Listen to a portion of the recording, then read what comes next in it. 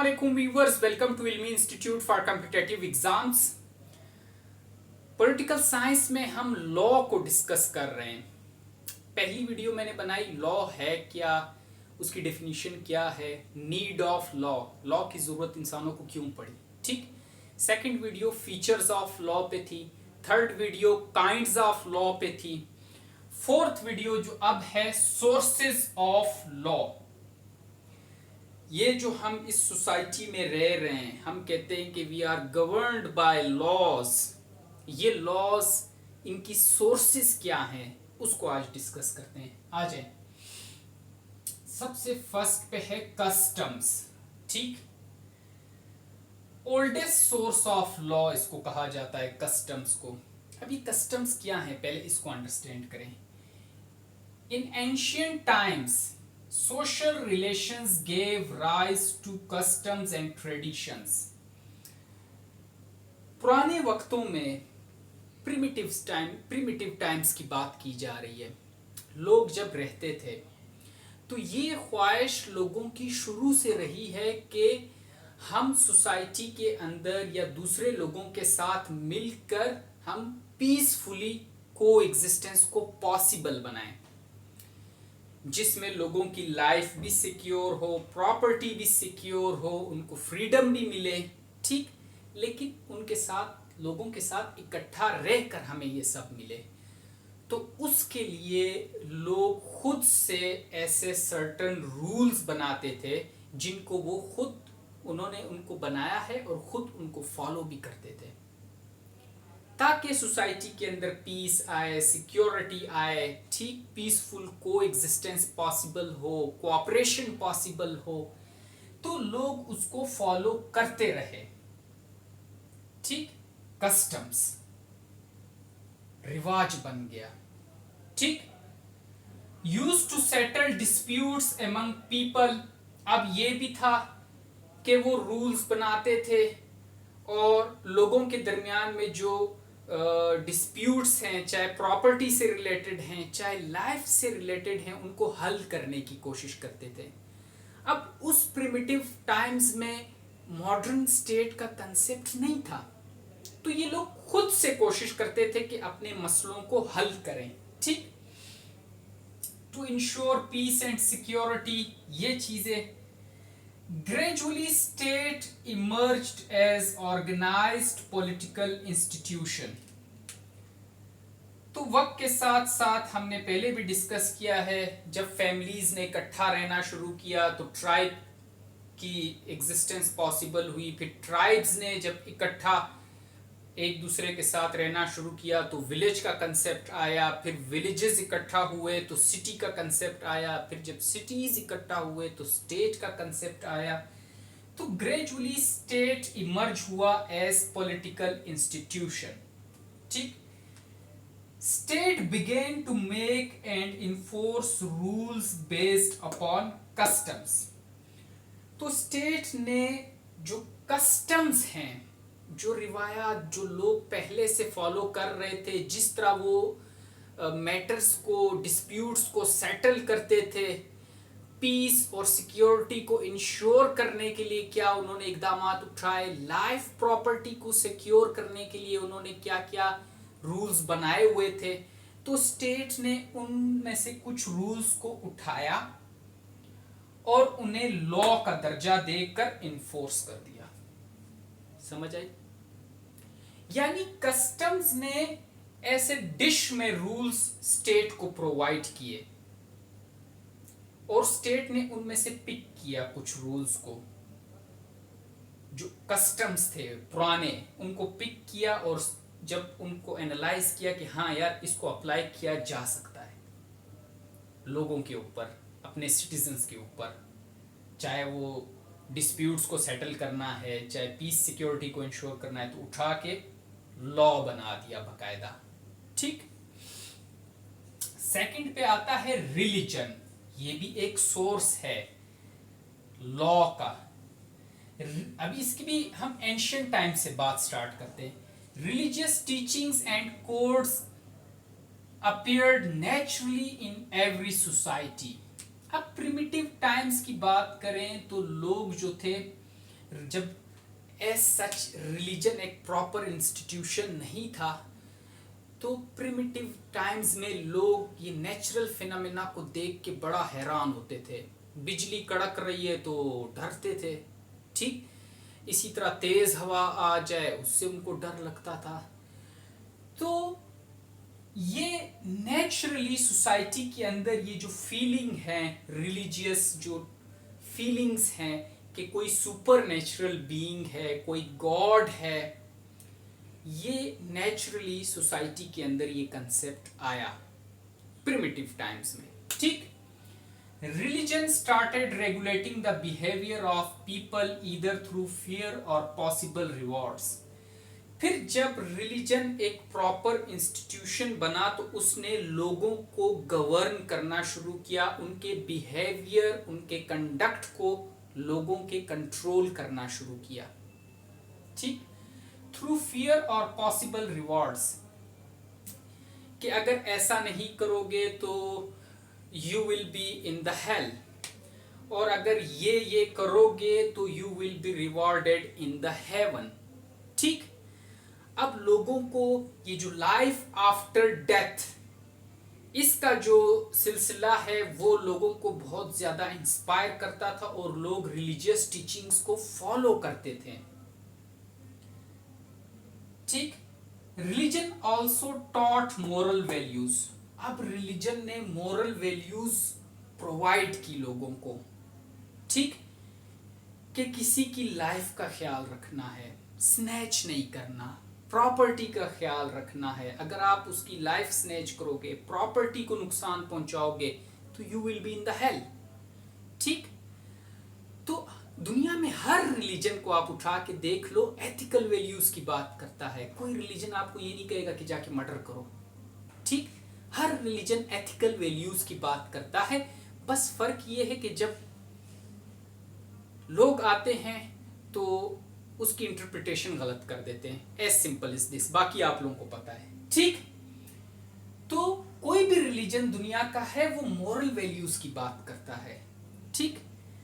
अब जाहिर है जब वो मोरल वैल्यूज की बात करेगा उसके साथ फियर और रिवार्ड्स का कंसेप्ट को अटैच करेगा, तो लोग उन मोरल वैल्यूज को फॉलो करेंगे, उन रिलीजियस टीचिंग्स को फॉलो करेंगे।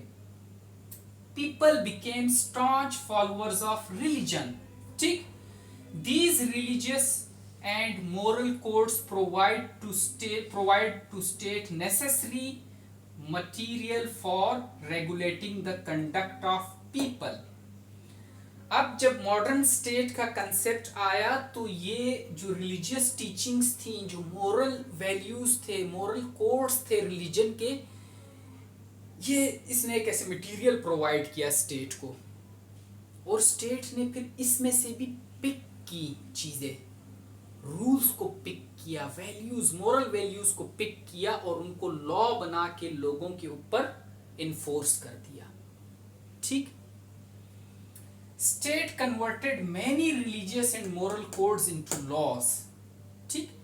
अब ये क्यों कर रहा है स्टेट? कस्टम से भी उठा रहा है, रिलीजन से भी उठा रहा है, क्योंकि यहां पे वो रूल्स हैं जो कि लोग फॉलो करते रहे हैं, जो कि लोगों के ऐसा कह लें फेवरेट हैं।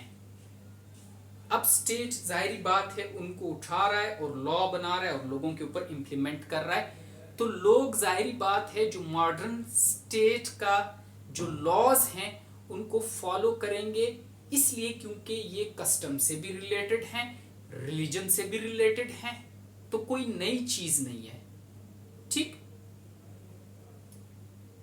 थर्ड पे आता है लेजिस्लेशन, कानून साजी, मॉडर्न टर्म है, ठीक। मॉडर्न टाइम्स में legislation has emerged the chief source of law. आजकल डेमोक्रेटिक गवर्नमेंट्स में, डेमोक्रेटिक सिस्टम्स में लेजिस्लेशन का बहुत बड़ा किरदार है, चीफ सोर्स ऑफ लॉ बना हुआ है।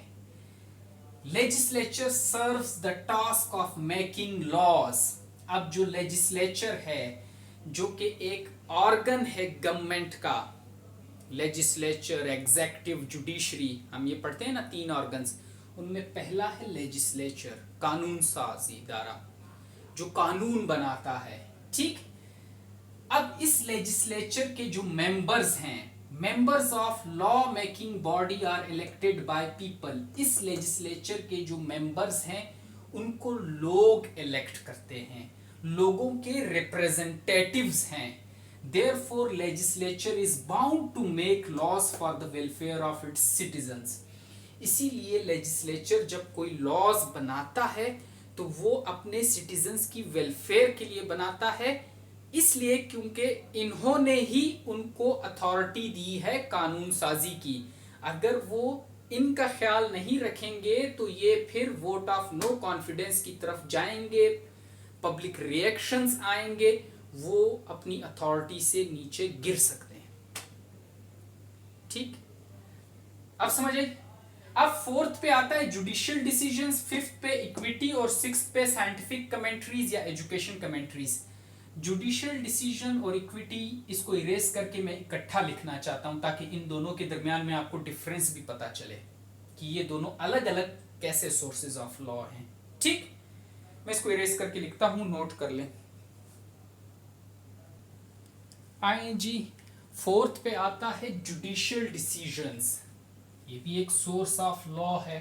देखें, courts interpret and apply laws to specific cases.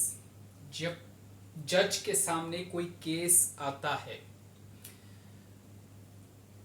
तो जज क्या करता है, लॉ को इंटरप्रेट भी करता है, फिर उस लॉ को उस पर्टिकुलर केस के ऊपर अप्लाई भी करता है, प्लस प्रीवियस केस स्टडी भी जज करता है।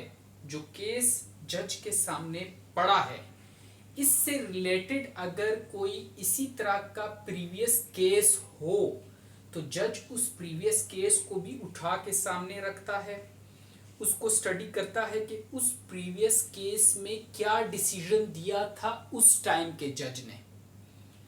प्लस जो लॉ की मैंने बात की कि लॉ मौजूद है और ये लॉ इस पर्टिकुलर केस के बारे में क्या कहता है, तो लॉ को इंटरप्रेट करता है जज according to that particular case.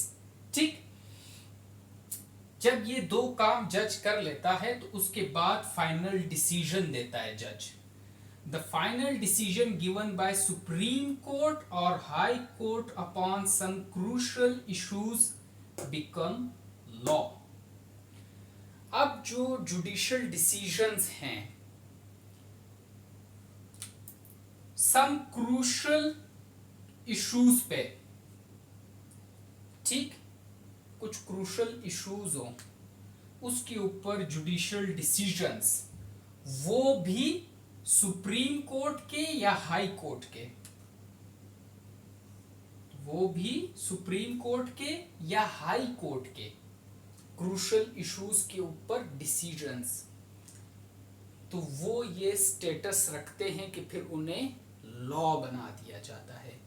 तमाम जुडिशियल डिसीजंस को लॉ नहीं बनाया जाता, बल्कि सिर्फ वो जुडिशियल डिसीजंस जो कि सुप्रीम कोर्ट के जज ने दिए हों या हाई कोर्ट के जज ने दिए हों, और वो भी किसी एक स्पेसिफिक क्रूशियल इशू के ऊपर दिए हों, उसे लॉ बनाया जा सकता है। ठीक, अब फिफ्थ पे जो सोर्स आता है लॉ का वो है इक्विटी। ये भी एक जुडिशियल डिसीजन है। जिस तरह हमने ये जुडिशियल डिसीजन पढ़ा, इक्विटी भी एक जुडिशियल डिसीजन है, थोड़ा सा फर्क है। इक्विटी कहते हैं acting fairly and serving justice to all. Equity का मतलब है acting fairly and serving justice to all, सबको जस्टिस प्रोवाइड करो। ठीक, फेयर प्ले, फेयर प्ले कहते हैं कि जिसमें आप बाइस्ड ना हो, विदाउट एनी प्रीजुडाइस। ठीक, अब there are some exceptional cases, कुछ एक्सेप्शनल केसेस होते हैं कि जज के सामने कोई केस आया, जज के सामने कोई केस आया, जज ने जब केस को देखा तो जज के तो ये काम है कि वो लॉ को देखेगा, इंटरप्रेट करेगा और अप्लाई करने की कोशिश करेगा, या फिर साथ साथ प्रीवियस केस स्टडी को देखेगा कि इस केस से रिलेटेड प्रीवियस केसेस में क्या जुडिशियल डिसीजंस रहे हैं। लेकिन इस बार बिल्कुल डिफरेंट कंडीशन है कि जज के सामने कोई एक केस आया, exceptional case, exceptional in the sense कि कोई भी लॉ उस कंट्री का उस पे फिट नहीं हो रहा। लॉज डू नॉट फिट और रिमेन साइलेंट, कोई भी लॉ उस केस पे फिट नहीं हो रहा, प्रॉब्लम हो गई।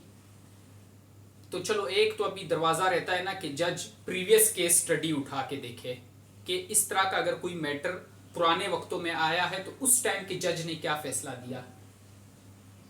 प्रॉब्लम बढ़ गई। No previous case study of that sort, no previous cases of that sort. ये जो जज के सामने केस पड़ा है, इस नोयत का, इस सॉर्ट का, इस काइंड का कोई और केस प्रीवियस टाइम्स में आया ही नहीं है। जब प्रीवियस टाइम्स में कोई और केस आया ही नहीं तो इट मींस किसी जज ने कोई डिसीजन दिया ही नहीं। अब क्वेश्चन ये है कि जज क्या करे। केस तो उसके सामने पड़ा है, अब जज क्या करे। तो यहां पे इक्विटी आती है कि जजेस act in accordance with their sense of fair play and justice. अब यहां पे जज अपनी विजडम को, अपने फेयर प्ले को, अपनी सेंस ऑफ जस्टिस को यूज करता है और एक डिसीजन देता है। ये जो नया केस आया है जिस पे कोई लॉ फिट नहीं हो रहा, कोई प्रीवियस केस स्टडी नहीं है, तो अब इस तरह के केस पे जज अपना sense of fair play, justice, अपनी विजडम यूज करके कोई डिसीजन देता है। और ऐसा डिसीजन हो कि जस्ट हो, डिसीजन जिसमें इंसाफ हो। ठीक, such judicial decisions then also get the status of law. फिर इस तरह के एक्सेप्शनल केसेस में जब कोई जुडिशियल डिसीजन आता है तो उसको स्टेटस ऑफ लॉ मिल जाता है। इसलिए क्योंकि आगे चल के अगर इस तरह का कोई केस आए तो फिर लॉ मौजूद हो। ठीक, समझ आई? ये दोनों की समझ आई? यहां पे लॉज और प्रीवियस केसेस मौजूद हैं। यहां पे ना लॉ काम आ रहा है ना प्रीवियस केसेस मौजूद हैं। 6 पे आता है साइंटिफिक, या इसे एजुकेशन कमेंट्रीज भी कहते हैं, जो एनालिसिस होते हैं। यहां पे लीगल एक्सपर्ट्स की बात की जाती है। ये देखिए, द एनालिसिस और commentaries of legal experts are considered to be essential source for interpretation, application and development of law. कि जो एनालिसिस है या कमेंट्रीज हैं लीगल एक्सपर्ट्स की, उन्हें एसेंशियल सोर्स माना जाता है कि वो लॉ को इंटरप्रेट करें, लॉ को किस तरह अप्लाई करना है ये तरीका बताएं, और डेवलपमेंट ऑफ लॉ, के लॉ के अंदर अगर कोई वीकनेसेस हैं तो उसको हम कैसे दूर कर सकते हैं। तो यहाँ पे लीगल एक्सपर्ट्स आते हैं। जजेस भी लीगल एक्सपर्ट्स की मदद लेते हैं जब उन्हें किसी लॉ को इंटरप्रेट कराना हो, तो लीगल एक्सपर्ट की मदद ली जाती है। ठीक, कि आप लॉ को इंटरप्रेट कर दें। ठीक, it helps courts to interpret and apply laws, के इंटरप्रेट करने में भी मदद करता है और लॉ को अप्लाई कैसे किया जा सकता है किसी एक पर्टिकुलर केस के ऊपर जो जज के सामने पड़ा है, उसमें भी हेल्प करते हैं legal experts. Legal experts also highlight weaknesses in the existing laws and also discuss how to overcome it. जो एग्जिस्टिंग लॉज हैं, पहले से लॉज मौजूद हैं, उस पे भी लीगल एक्सपर्ट्स अपना एनालिसिस देते हैं कि इन लॉज के अंदर ये खामियां हैं और इन खामियों को आप कैसे खत्म कर सकते हो और लॉ को मजबूत बना सकते हो। ठीक, तो जो ये लीगल एक्सपर्ट के काम है, उसकी जो कमेंट्रीज हैं, उसका जो एनालिसिस है लीगल एक्सपर्ट का, उसमें इंटरप्रिटेशन है, एप्लीकेशन है लॉ की, मॉडिफिकेशन करते हैं लॉ के अंदर, ठीक, डेवलपमेंट ऑफ लॉ में हेल्प करते हैं। तो इस वजह से इन लीगल एक्सपर्ट्स को भी, या इन एजुकेशन कमेंट्रीज या साइंटिफिक कमेंट्रीज जो इन लीगल एक्सपर्ट्स की हैं, उनको सोर्स ऑफ लॉ माना जाता है, ठीक, क्योंकि जो लॉ के अंदर मॉडिफिकेशन करनी है, वीकनेसेस हैं उनको खत्म करना है, तो ये डेवलपमेंट ऑफ लॉ में तो हेल्प कर रहे हैं ना, तो इन्हें भी सोर्सेज ऑफ लॉ माना जाता है, one of the sources of law, ठीक, क्लियर है। अब अगर आप लोगों को मेरे फिलॉसफी या सोशियोलॉजी के लेक्चर्स चाहिए तो उसके लिए मेरा अपना अलग से एक यूट्यूब चैनल है, और मेरे यूट्यूब चैनल का नाम है लेक्चर्स बाय वकास अजीज, आप जाके विजिट कर सकते हैं, ठीक, थैंक यू, अल्लाह हाफिज।